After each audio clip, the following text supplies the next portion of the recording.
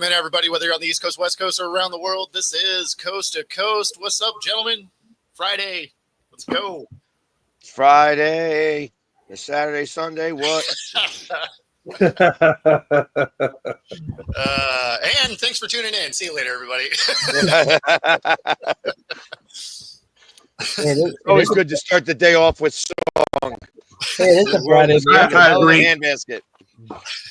Well, let's see. My song that was going off this morning after the Astros last night pooped the bed was Sweet Lou. We have a first place tie in the AL West. Sweet Chariot. Coming Actually, for isn't carry me aren't the home. Mariners up half?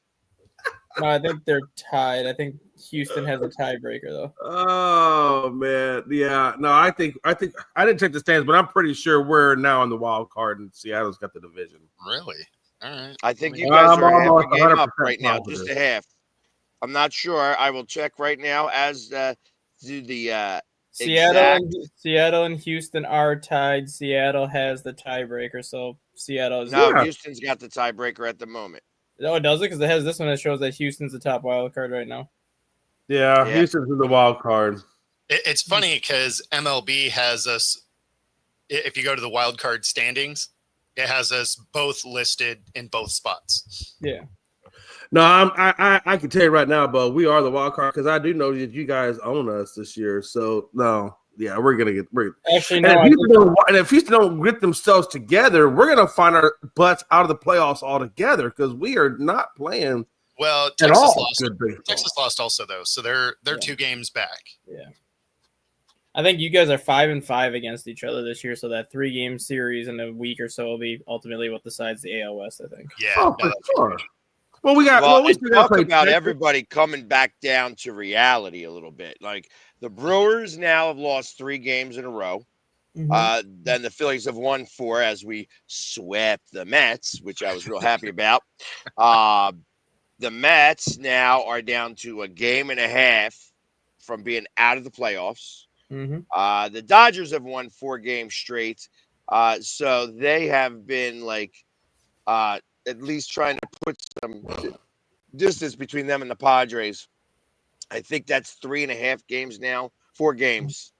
Well, division is only 2.5 games. So, but the Cubs are only now 5.5 games back of the division, down from like 8. Yep. So it's, but the Brewers all of a sudden have become pedestrian. Mhm. The Mets, their fan base is trying to figure out how not to start hanging themselves. Yeah, the Mets can't win for nothing. I mean, wow. And it doesn't get any easier for the Mets right now. They have a 3-game set with the Rangers this weekend, and then a 3-game set with the Padres next weekend. So things aren't getting any easier. The Rangers have like a 5-game winning streak right now, right? 4-game winning streak. They lost last night. The Rangers? Yeah. Yeah, the Rangers lost last night, but Really? It's got them as a 4-game winning Oh streak. yeah, the Rangers did win last night.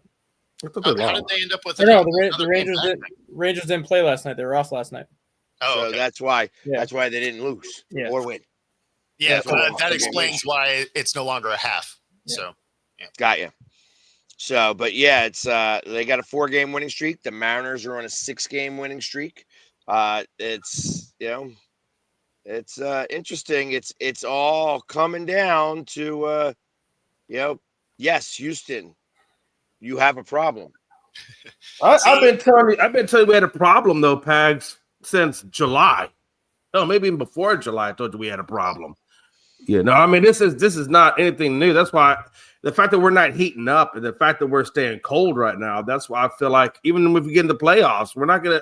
I don't think we're gonna do well. And I think right now, a lot of it has to do with our back end part of the rotation. Now Javier got lit up yesterday, so I'll give him that one. But for the most part, it's the back end of our rotation that's killing us. Yeah, and but if you look hold on. at the Toronto games, we lost it in the 9th inning. Both games we lost in the 9th inning. So yeah, I mean, we don't have haters. yesterday. You know.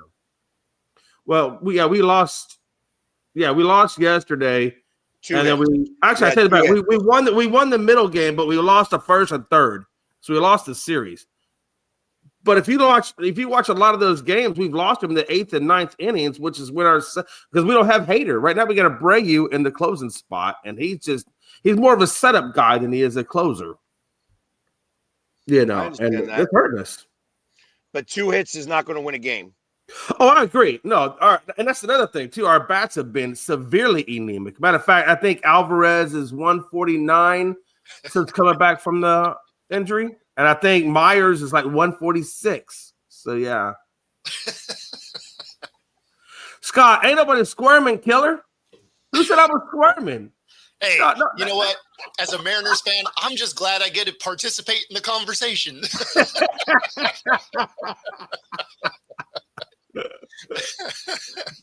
Squirming would be if I didn't know the answer, if I was the lead. But I've been telling you since day one, and Bo, you know this since the beginning. I've been telling you that we've been in a rough spot. You know.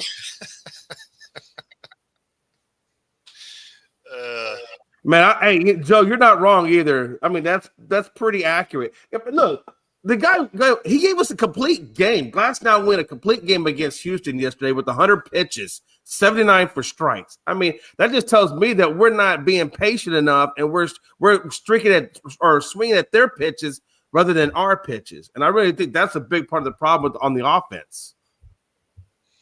Well, talking about, speaking of that in terms of the pitching, I mean, not for nothing against the Mets. Luzardo comes out and in the first inning looks like he's about to get rocked all game long. Gives up 5 hits, 2 walks, 4 runs. And then doesn't allow a base runner for the next 7 innings. So, thank you, Mets, for coming into town. We appreciate it. We always love it when you stop by, and, and then we sweep you out. And then you look at the Mets' upcoming schedule with who they have, like the next 6 games, the Padres and the Mets. And then the team that's like chasing them is Cincinnati. Mm-hmm. Cincinnati has a super easy stretch of games right now where they not only could pass the Mets, but they could actually maybe create like a little bit of separation too, because the Reds have the Athletics this weekend. Then they get the Cardinals, the Pirates coming up. Like they have a very easy stretch of games where if their pitching pitches the way it has been, they can win 6 of their next 9, 7 of their next 9, and maybe get a 2 or 3 game lead over the Mets. But it's on the road for the next 6 games, and going out to Sacramento just sucks. I'll tell you, hey, I was talking with Austin about that last night about the Mets organization. He goes, Jay, the Mets do this every year. It's almost kind of like you in Seattle, Bo, where like you'll play up to a certain level and then you implode in the end. And he says the Mets always implode right before the playoffs. And if you look right now, they are absolutely imploding. Yeah, right before the playoffs. They would love a 110 game season. And I will tell you, I really believe San Francisco is going to be the one that takes that 3rd wild card spot, and the Mets get kicked out. I don't think Cincinnati has enough of the tank to go through their schedule to take that spot. You think they do? I absolutely think they don't. They have an easy 9 games, and the Reds have one of the best starting staffs in baseball. Yeah, but the Reds are going to come down. It's going to come down for the Reds on the last weekend of the season because the Brewers are going to be trying to vie for the number 1 spot, and they are not going to have to pitch. They're going to be able to pitch their best pitchers because they'll have the number 1 or 2. So they're going to be able to try to vie for that number 1 spot and use their best pitchers because they're going to have a week off. Mm-hmm. So it's going to be interesting to see how that last series ends. And then the four banger with the Cubs themselves, that'll be really interesting because the Cubs like to play spoiler too. You know that. Cubs can't. And they still got to go to the Brewers at the end as well. I mean, they got the Cubs and the Brewers before the season's over with. I don't know if they have exactly an easy schedule because they also have St. Louis in there as well. St. Louis is fading fast. St. Louis, Cincinnati's not too worried about St. Louis, I don't think. St. Louis is getting. They just got smacked by the Mariners. St. Louis is getting to the point now where Sonny Gray might not make another start this year, and they might just put him on the IL just to give some of these younger prospects a chance to start to see what they have going for the future. Like this is the first time where you might see St. Louis wave the white flag with about 2 weeks left in the season in forever. because they Well, have. they're under 500 now. Yeah. They're 4 games out of the wild card, short of them coming on and doing like a 7-game winning streak or whatever. Because the Cardinals, I mean, who do they have? They're not. I mean, well, now they got the Brewers. So Yeah. short of, and they're at Milwaukee. So Yeah. short of that, I mean, they just got swept by Seattle. Yep. And then now you're playing the best team in baseball who is trying to right themselves a little bit. I like the tone of that. They just got swept by Seattle. No, but it's just kind of like you just got swept by Seattle. Like Seattle's a good team, but they're not like at the level Milwaukee's at. That's like indirect shots fired. You just That's got that's some indirect I fire. mean, you look at the games; those were competitive games. It was Yeah. 4-2, 5-3, 4-2. I Yeah. mean, that's not that Seattle didn't blow them out. No, You know what I mean? Milwaukee. Seattle's doing okay. You know what I mean? And they are in a fight to try to make it. Like I said, I think that they're inspired by the fact that I was talking in Seattle and told them, I says that I want Houston to be knocked out of the playoffs, and they took that as a rallying cry. Hey, That's if right. the guy from Philly says let's knock out Houston, let's knock out Houston. That's right. This one's Hey, for if Philly only the guys. Philly sports guy could go to Ukraine and solve the Ukraine war, we'd be good to go. You know, and they said it. They said nice. it in. I mean, this would be the time. Right now would start to be the time that if you're going to get hot, Mhm. now's the time to do it. You start Oh, getting for hot now. You go into the playoffs smoking. You Yep. win 2 of the 3 quickly. You win those first 2 games, and you get the day off. You get your pitching right, and go into the ALDS with some heat. Yep. It's possible, but like you guys might even host the wild card. I mean, it's like right now when I look at the wild card standings,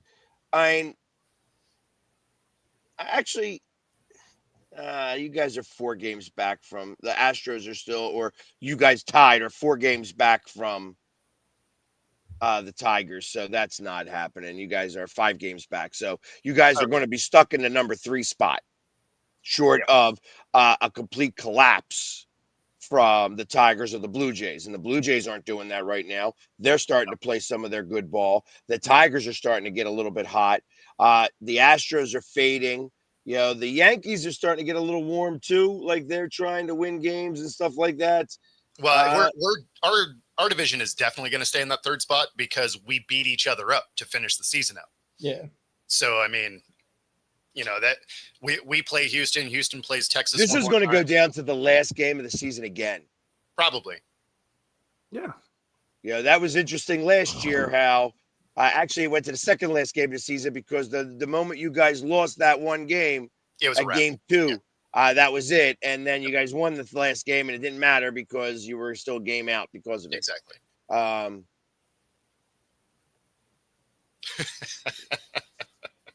Yeah, so there's 2 teams that you have to follow that suck.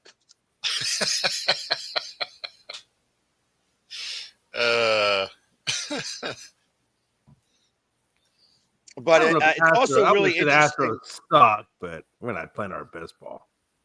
It's also really interesting that, I mean, as I think about this and the teams that are starting to get a little bit hot, the Dodgers, I mean, they've won 4 straight. I mean, I know that they've been playing Sister Mary of the Poor, I think, right? They were playing the Rockies, right? So, I mean, you gotta beat who's on your schedule, though. But interestingly enough, they got this 3-game series with the Giants. And then they get the Phillies, who have their number. The Phillies have their number. I have been asked by so many people, am I going out to LA for the series? I'm not making it out there. I'm sorry to say so. I'd love to have made it out there, but it's just the travel starts to get to me a little bit. I'm going to Kansas City and then, I'm coming, I'm going to come back home and rest up because October is going to be crazy because it doesn't matter whether I go to the Mets or I go to the Dodgers. I am going to all the games in the playoffs. Yeah, I mean, when it comes to the Dodgers, like you said, like the Phillies have the Dodgers number. That is the one team the Dodgers don't want to see in September, and they don't want to see them in October because right now the Dodgers are like, yes, they've been playing Sister Mary the Blind and the Poor the last week, but like they're starting to play better baseball. The Phillies are the last team they want to see because all of a sudden they go and lose a series to the Phillies in September. Then maybe they enter the playoffs not playing as good a baseball because the Phillies beat them. The Phillies get in their head again. And then you see the Phillies in the playoffs. That's not a team the Dodgers want to see in the playoffs because they don't have a ton of luck versus the Phillies in the playoffs. And the same thing with the Giants. They don't do well against the Giants either. Giants have been able to battle them pretty tough. They sometimes win, they sometimes lose. They got 7 games. 7 out of their 10 is against the Giants. The other 3 are against the Phillies. That's a tough task. Yeah. I mean, it's possible with the way that they're playing right at the moment that they could go like 3-7 in that 10 games. Or even 5, like even 5-5. And then they got the Diamondbacks, who are probably out of it. And then the Mariners in Seattle, which, again, are going to be fighting for that spot. And it depends on the Dodgers trying to figure out how they're going to, if they're going to be winning the division or whatever, because ultimately right now the Padres are still 4 games out from the division. So if the Padres don't start to pick it up on their side, the Dodgers could have everybody, everything locked up when they go to that Mariners series. Mm-hmm. But still would use their pitching because they're going to have a week off. They won't have a week off. They won't use their pitching because they're going to get it ready for the wild card.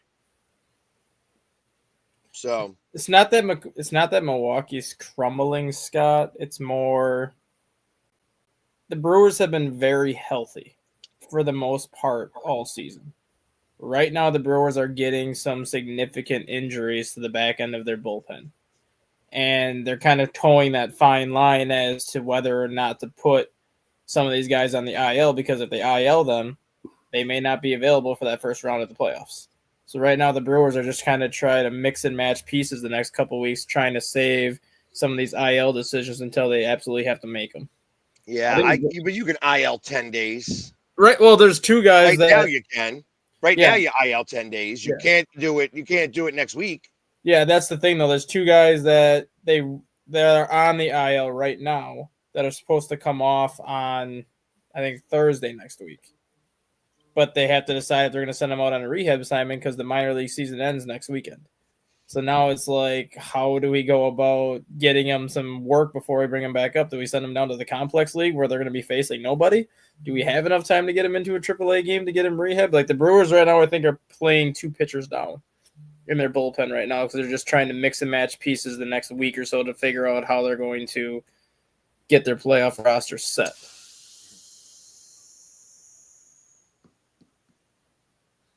Like I said, Milwaukee's another team that does not want to face the Phillies. For some reason or another, the Phillies have Milwaukee's number, and we just beat them. And I love that. I love that we beat them. I love that we swept the Mets. Yeah. Nothing. Yeah. That was a big series to not even have our top guys hitting great and to sweep that series. First off, Harrison Bader, I'm interested to see what he's going to do in the playoffs because last year in the playoff, he was horrible. And the Mets still were able to win games and stuff like that. He was 17 for 29 in the Mets series. 17 for 29. Mm-hmm. That's Hall of Fame numbers. You know what I mean? Do that over a season, that would be breaking everything. You know what I mean? Everything whatsoever. But that being said, he obviously he's going to cool down a little bit. 17 for 29 is unrealistic to keep going. Even one series was great against his old team, which made me think that that's really what that was. That was like, hey, I'm going to show you how much you guys missed me. What was your thoughts on the Phillies bringing in Walker Buehler? If you want a playoff pitcher, that's who you want because Walker Buehler Yeah. was terrible last year for the Dodgers, and all of a sudden the playoffs start and he turned into a Cy Young. Like Walker Buehler is a playoff pitcher, and that's what I think, and I think that they wanted somebody who is going to come in middle relief. One thing that I have learned about Rob Thompson is that he has a quick hook. Yep. On pitchers. Yep. And if you're going to get pulled, like Luzardo, he pitched the first inning, gave up all that stuff, and then settled down and then crushed the Mets for the rest of the game. He's not going to do that in the playoffs because they're not going to allow him to. No. Bueller's going to be the piggyback guy. Walker Buehler will be called up not next Monday. He'll be called up Monday the 22nd once the AAA season ends, and he'll be kind of that piggyback guy in the playoffs where if Nola, Wheeler, Suarez, or Sanchez, if any one of those four guys struggle, Wheeler's out. Oh yeah, Wheeler. So yeah, Luzardo. If any one of those four guys struggle, Bueller's the first one coming out of the bullpen because you can get 3, 4, 5 innings out of him if he's on. Which his ERA in the playoffs is like a 2.4 or 2.5, so he's usually on come playoff time. Yeah, it's scary when you think that Nola is our third pitcher and Luzardo is our fourth. In that, like I said, Luzardo in the playoffs, you can't have first innings like you did against the Mets, and think that you're going to be okay with that. The thing is that's part of his MO. Like he's got to get out of the first inning. And that's what I was going to bring up to you now on this one. That could be a scenario where the day that Luzardo pitches, Bueller's your opener. And I'll tell you why not, because the first inning that you pitch is still your first inning. So it's like if you have that, if you want him to be the opener and he gets the first 2 innings, we'll say inning 1 and inning 2, and he's pitching great, why would you pull him? Because the Cubs have that issue with 2 guys in their starting rotation, Colin Ray and Ben Brown, who's now in the bullpen. Their ERA in the first inning is like a 7.95. But after that, their ERA is under a 3. And they've used the situation where they've gone with an opener for them so they don't pitch the first inning. The games where the opener pitches for Colin Ray or Ben Brown, their ERA is like a 2.5, and it has nothing to do with the first inning is like the first inning of the game. It's just those hitters in the lineup. So they want Colin Ray to avoid hitters 1, 2, 3. They put him in against hitters 4, 5, and 6, and then so on. He does just fine. Same thing with Ben Brown. For whatever reason, those 2 guys don't like facing the top of the order. So they tend to skip that in the first inning with an opener. Then you get 2 innings to settle in before that part of the order comes back up again. Yeah, I could see that part too. The problem is that the first 7 hitters got on base just about for the Mets. You know what I mean? So it wasn't just the first 3.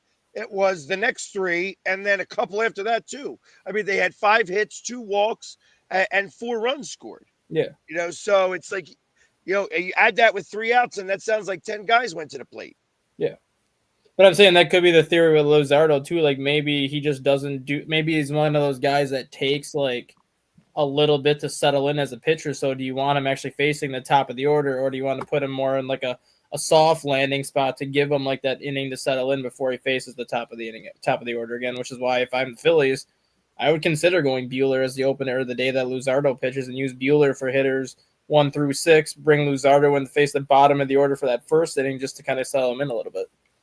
Well, I mean, I guess there's a thought process, but I look at it more like that he's one of those guys that needs to get 25 pitches in before he starts to get his velocity. Yep. And and they need to be competition pitches, not pitches that you're throwing in the bullpen. And that's why I kind of think that's where he runs into a little bit of trouble. That those first 20 to 25 pitches, it's him focusing in on where he's trying to be in the zone and his velocity. And then once he's got that worked out, once he's got that all kind of figured out, he starts to lock in and then he crushes it. But he needs to have those 20 competition pitches. He threw 24 pitches in the first inning. By the 7th inning, he only had 74 pitches. That's actually like, and in that inning, he threw like 7 pitches to get out of the inning, like the whole inning. Yeah. So he's not a strikeout pitcher per se. You know what I mean? He strikes out some, but Yeah, he's that contact out guy. Right. Yeah. So, and this is the Mets. The Mets came out hot, and then they cooled off, and then they were dead. But Yeah. I'm not worried about. So again, the Dodgers we are in the Dodgers' head. Just like last year, I think that the Mets were in the Phillies' head. We are in the Dodgers' head. Mm-hmm. I mean, they only need to go 5 innings in the regular season most of the time. Yeah. Like it's, they get into the 5th, they've hit 100 pitches, they sit down. Like Yep. that's I see. That's not true on our side. no. We're saying baseball We in general. need to get into the 7th. Yeah. So we need that means we need our starting pitching to go through 6 full innings. Because we won't have Alvarado for the playoffs. Yeah. So and they haven't really even been pitching him much. Like they haven't really used him very much. He comes in when we're either way up or way down. Jordan Romano won't be on the pitching staff, because every time he comes in, it's 4 runs. Mm-hmm. So we have to get through 6, and then we have 7, 8, and 9, where we got number 9 now covered. David Robertson, I like as the number 8 guy. I really want him in my 7th. How has he pitched for you since you got him so late in the season? I know you got him like in July, but I haven't heard how he's been doing. He's done really well. He does get the yips on occasion. I remember watching one where it seemed like I wasn't sure if it was him or the umpire, because him and Orion Kirkring, between the both of them, threw like 40 pitches and only 7 strikes. Damn. So it was odd. When you don't have it, you don't have it. That's a day you don't have it. And that was both of them didn't have it.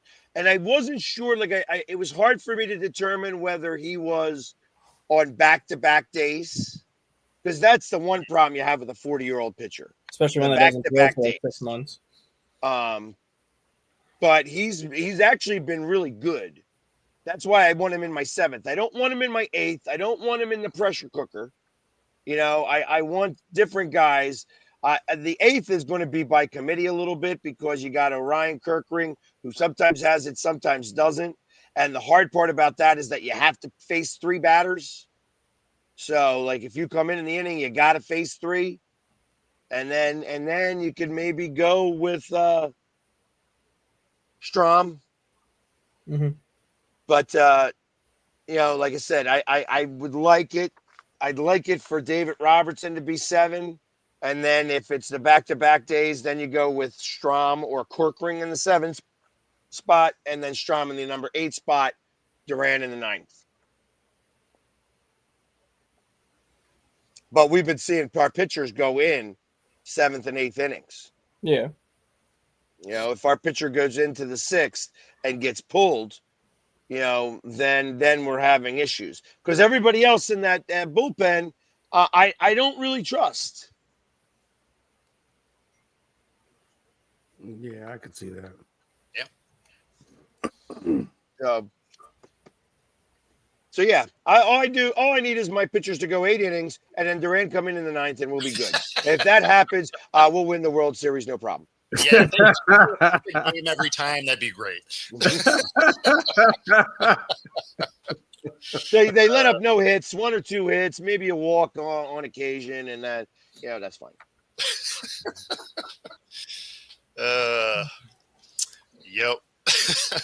So the other problem with Duran, and I'm noticing this now, is that he's also a guy that I don't know that I trust going back to back. No, he's not a guy I would trust in the playoffs either. His ERA in the playoffs is over a 5. He's always been very good in the regular season, but once you get to this point of the year, I don't know if it's because the Twins always overworked him, but when you always got to this point of the season heading into the playoffs, like Duran went down the crapper.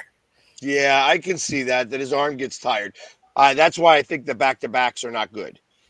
When they do them back-to-back, they catch up. And it's amazing when you're losing 2 mile per hour on your fastball to go from 102 to 100, how quickly everybody catches up. No crap. Oh yeah. You know what I mean? So it's like going from 102.3 to 100.7, which is only really 1.5 miles per hour and still way fast.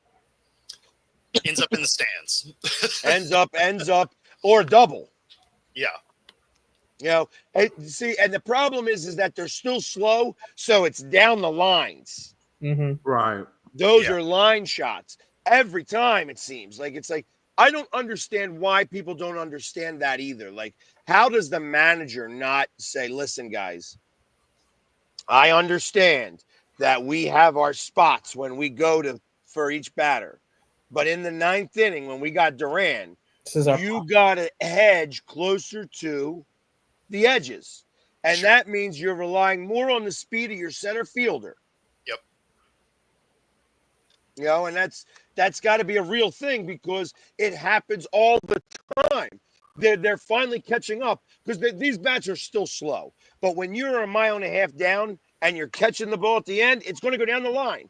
And it's either going to be fair or foul. And the problem is that you notice that they have been calling balls that are in fair territory, and then they look like they may hop over the bag or may not hop over the bag and end up foul, and they're calling them all fair balls now. Mm-hmm. So if it lands in fair territory, and then the next time it bounces in foul territory, it doesn't matter if it looks like it went over the bag or not. They're calling it a fair ball. Yeah. Yep. And Well, I that's mean, if it jumps over the bag, then yeah. but if it jumps behind the bag, Like if it is in front bounces fair, of it, then yeah. and then caroms foul, but it's past the bag, they're calling it a fair ball. And even if it doesn't look like it hopped over the bag. I've seen it on more than one occasion now. So I think it's like, oh, it was close enough to the bag that we're going to call it fair. I don't know because there's no camera that looks straight down on that bag that says, oh, yeah, it's a fair or foul ball. Because once they make the call, that's the call. Yeah.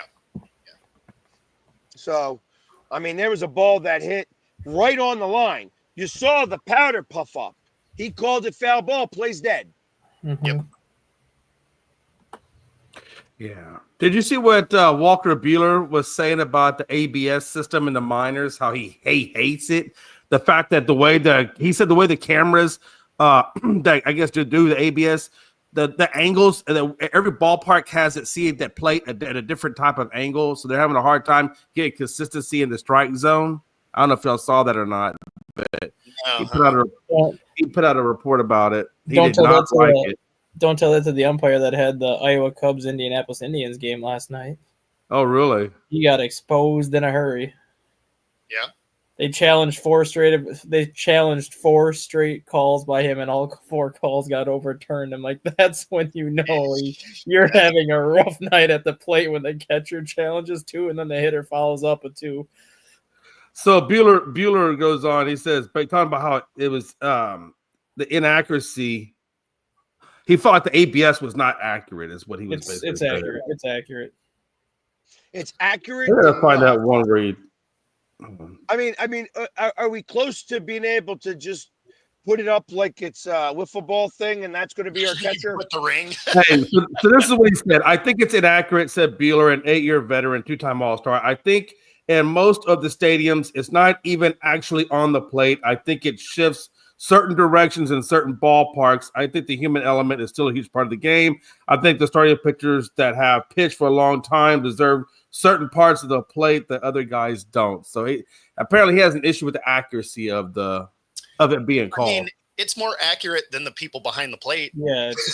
I don't know, but is it though? Because It is. from what I'm just saying, from when I was talking with Austin about it last night, he was saying he's seen pitchers go up there and do 19 walks in a game on a 5-hour game because of the inaccuracy It's of not, the ABS system. No, I'm- it's I'm- the I'm- accuracy of their throw. yeah, ABS is not inaccurate at all. They're all set up the same in every minor league stadium. But even Yeah. your guy, Well, even that's your you guy saying said, it, the but I guy don't that know. you had, come on.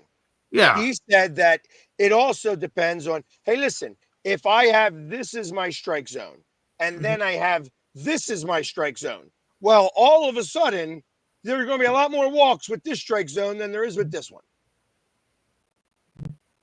There you go.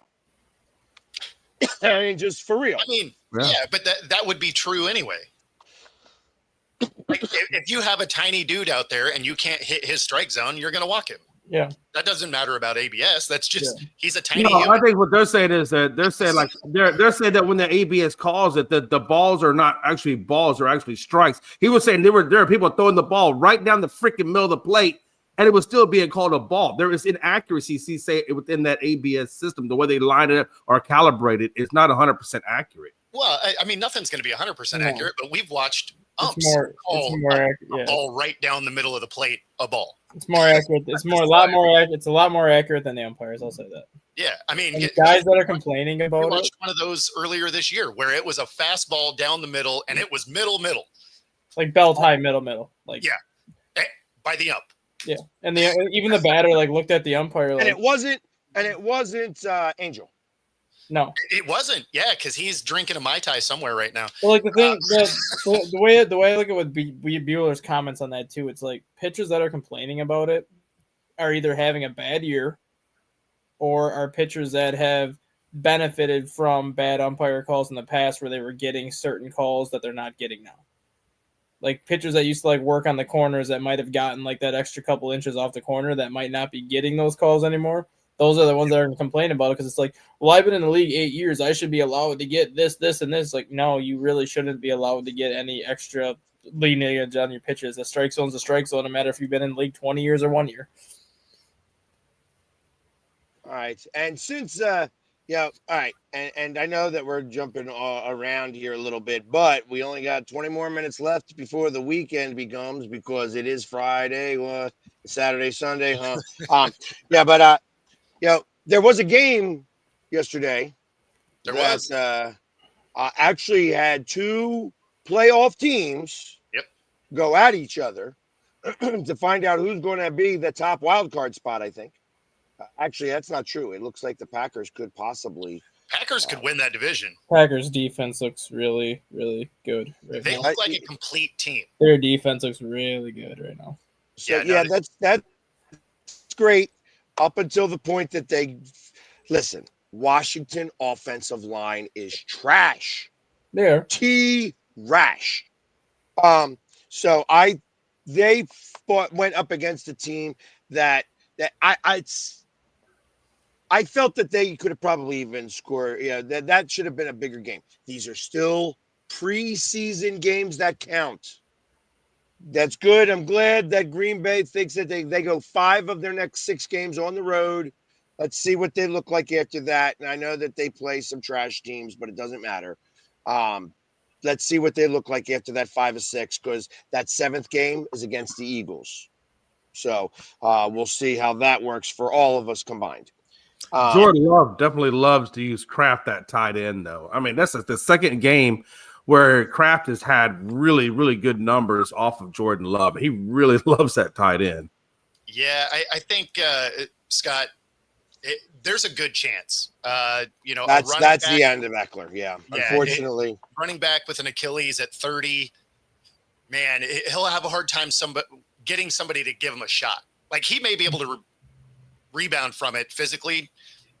Getting a team to be like, yeah, let me take a flyer on what will probably be a 32-year-old running back by the time he's fully rehabbed is probably not going to happen. So, yeah, I would bet that that's probably the end of him.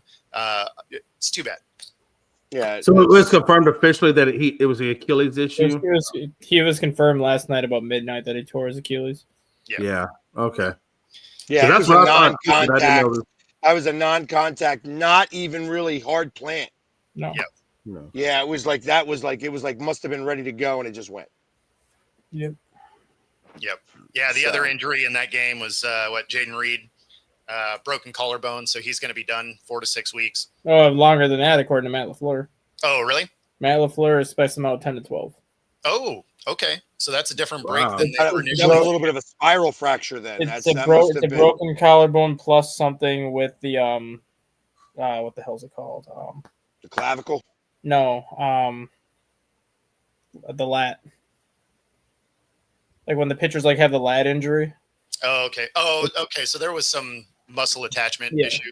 Gotcha. Yeah. So yeah, that'll definitely be longer then. You knew when he went down that it was like a broken arm or broken shoulder because like when he came up, his arm was just like dangling down like that. I'm like, yeah, something's dislocated or broken on that end. Yeah, Wow. that's a bummer. So let's do a quick what we used to do. Labrum, that's the word I was thinking of. Labrum. Oh, okay. It's collarbone and a labrum issue. Maybe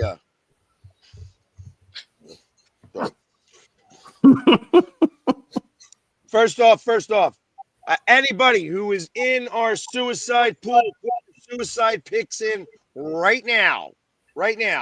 I'll take Green Bay. Can I retroact that back, please? Just save I them got for the next Cardinals. week. Bo, I got just the save them. Cardinals for me. Bo, just save Green Bay for next week when they play Cleveland.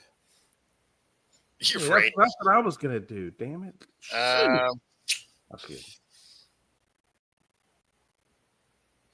I think I'm gonna go Rams over Titans this week. Yeah, I think that's the route I'm going. Also, 5.5. I know it's an ugly line. It was either that one or Baltimore versus Cleveland, but I'm gonna stay away from a division game this week. Yeah. I mean, I could actually see taking the Bengals over the Jags. Just That's what I submitted yesterday or day before yesterday was Bengals. I got you as the Bengals, Jay, because I didn't Okay. think you were going to be here today, but that's fine. I'm glad that you are. I had Paul had the Eagles, correct? I did get that. Rob did not, and I don't see Rob on here today. So Because Rob was out last week because he picked the Chiefs over the Chargers last week. No, Rob. I think he had the cards with me Oh also. no, Brad went Chiefs. Never mind. Yeah. Brad went Chiefs. Yeah. Here, I'll send him a text real quick. So, Scott, I'm going to let you in, but you weren't on last week's. I'll give you the Lions. I'm just going to give you the chance to say that you won last week, even though we don't know because you didn't have a pick. But Joe and Rob, and then, like I said, you're texting Rob? Yeah.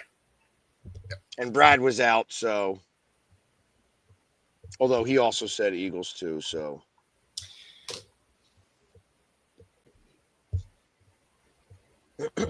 Lions over the Bears. It's funny because I think the Lions win that. I don't feel confident enough to make it my suicide pick. Right, exactly. You picked the Raiders last week? Oh, okay. All right, I'll write that in, even though I didn't get it, so that's cool. Raiders. Just so that you can't use them again. I mean, not that you're necessarily going to go out of your way. And to try Joe, use the Bears. you're the only other one, Joe, that's on here right now that needs to make your pick. Last week, Joe, you did take Denver, so you can't take Denver again. Because I have. Yep. The official scribble. And once it goes down to the paper. That's right. It's a wrap. Yeah, because Brad like picked like 18 teams. Right. I think they all lost.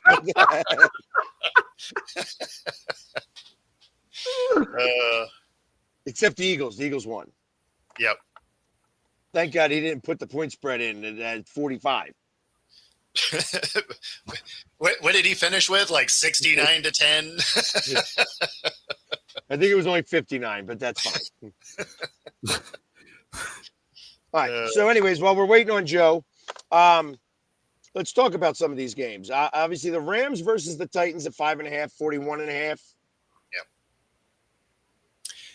So I like the Rams. They're I think they're Titans mostly cover. healthy.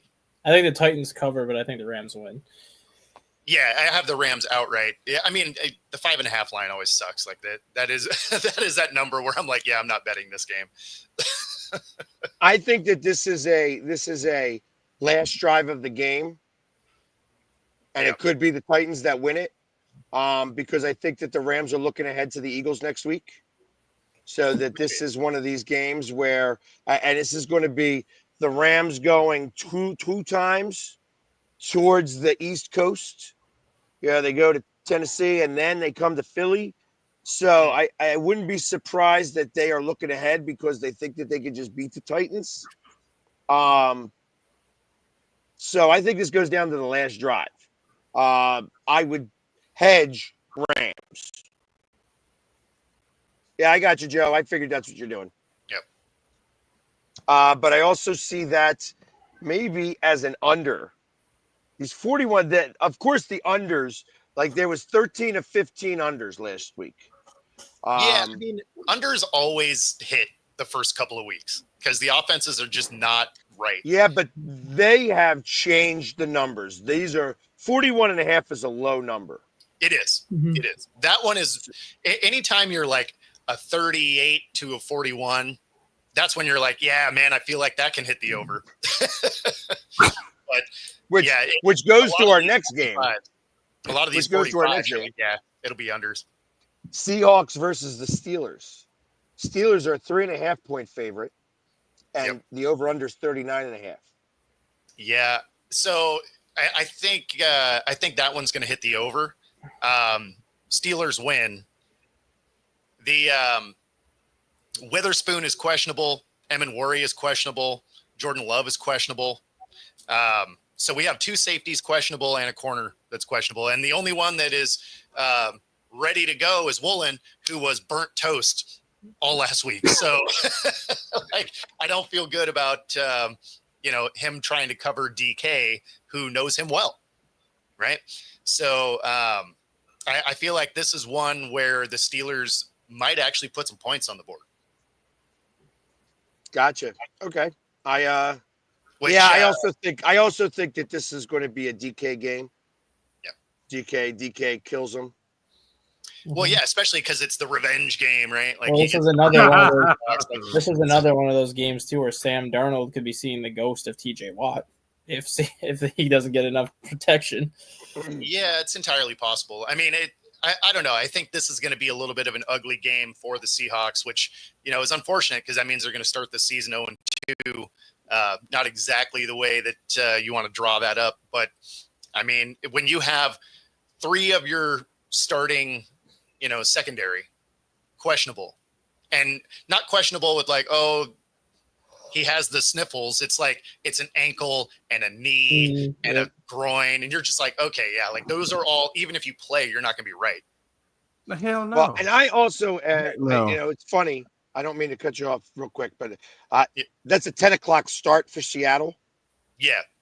And I think that plays a part of these things. So it's funny because we actually do well in the early time slot. So that's not so bad. Maybe that's because they get there on Friday. I don't know if they travel on Friday or Saturday when they have these types of games. So Scott, there was actually talk about this before the first game. So he was just playing way better through camp, through preseason, all of that. And then if you look at the first game, Charbonnet was averaging like 3.6, 3.7, something like that per carry. Walker was averaging 2.2. So there's been a lot of talk about Charbonnet potentially taking over that running back one. In fact, even when before the season started, I told Jay that, as a fantasy guy, that Charbonnet might be taking that over. And so, yeah, I mean, there's a real good chance, especially if you see him struggle again this week and Charbonnet has better numbers, I would bet that there is a shift in that way. So everybody that took Walker, you might But isn't Walker dealing with like a foot issue though? Isn't that part of the problem where he's not producing as much as I think he's having issues with his foot? He's not on any injury reports. So Okay, that's the knock I heard when I read on him that he was having an issue with his foot coming into the season. But okay, if he's healthy, then I thought there was an issue with his foot. But okay, Bills Jets. I would blame it on a foot. Bills Jets. I think the Bills win by a couple scores, but this is a game that I'm actually more so curious to see how the Jets respond, just because they put up 32 points against a very good Steelers defense. If they can go up and put up 24, 25 points against Buffalo, then maybe the Jets are going to be a little better than what people thought, because eventually you would have to think that Jets defense is going to start playing like the Jets defense, but if they can get any type of consistent offense, that could be a team that sneaks into that final wild card spot, because if they're scoring 24 points on average, usually they don't give up more than 24 points consistently. We'll see. I think that it's a 6.5 point spread, and it's 47.5. I like the over here too. I think that the one thing that we saw is that the Bills defense isn't great, and that they're more concerned about outscoring teams. And I think that that's the same thing that the Jets are going to try to do. The Jets are going to try to outscore teams because their defense isn't super hot either. It's a divisional game. I like it. The Jets to cover, the Bills to win. I got you. Bears, Lions. I I took the Lions here, and only because Dan Campbell is probably suiting up, right? As bad as his team looked, he's probably like, you know what, you guys suck. I'm going to be out there. I'm going to go hit some people. I think the Lions get this done after getting smacked week 1. What's the line? 6.5. Yeah. 46.5. I think the Bears cover, but I think Lions win like 24-20. It's not going to be – I think it's going to be an ugly game again, but I think the Lions just have too much firepower to be contained all game, but the Bears aren't going to make it easy on them. Lions by 10, yeah. I think just with Ben Johnson being on the Bears sideline, I think that's going to ultimately be what makes this game closer, because Ben Johnson knows a lot of what Detroit's going to do offensively. Well, he knows the tendencies of the personnel for sure. That's why I think Chicago's going to be able to keep this thing close pretty much start to finish because of that reason. I got the Lions losing this game, actually. I think that the Bears Honestly, it would not surprise me if the Lions did start 0-2, because you saw how flat they looked against Green Bay. Yeah, no, they at least the Bears showed signs of life against Minnesota, even though they looked. This was what I suspected from the Lions, that they were, it's like one thing when you lose both coordinators and stuff like that, and just you have to readjust and such. That's what's happening now, that they are trying to figure out how to readjust, and they haven't figured it out yet. So this is week 2 preseason loss that matters because it's a divisional game. Yep. Rob says he's going to give Jay some love. He's going to take Dallas against the Giants.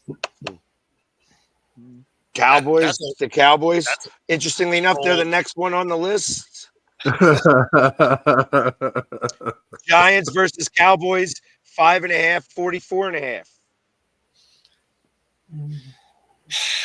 So I also took Dallas here. Not a confident pick. Here's the reason why I take Dallas. Giants can't score. Exactly. They cannot score points. Yeah. Is it 31-14? No, I think it's 24-14. Exactly. I think it's 24. I'm thinking like 24-17 kind of thing. 24-16. Like 4 field goals maybe and a touchdown. Like the Giants move the ball a little bit, kick a field goal, kick a field goal, kick a field goal, and those field goals are what keep them in it. They kick a field goal to get within 8 points, try an onside kick, blow it, and Dallas sits on it to win the game. Yeah, I mean that feels about right. Like it's So it was funny. He was originally going to take the Niners, and I'm like, you realize the Niners are without Purdy and Kittle and Ayuk. I was just like, he's like, oh, never mind. Like before before you just set yourself up for failure. Yeah, they literally have nobody. I mean, Well, thank God they have McCaffrey because he's on my fantasy team and he'll be scoring 37 points this week.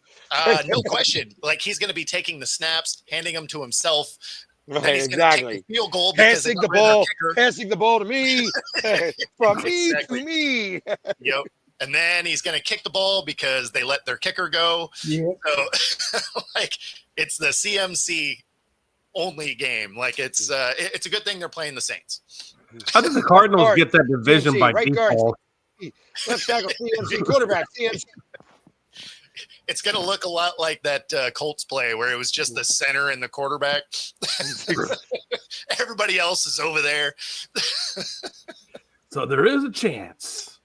Yeah, exactly. Browns and Ravens. Browns and Ravens. I mean, Ravens are gonna obviously, annihilate, and Ravens are angry. They're gonna annihilate Cleveland.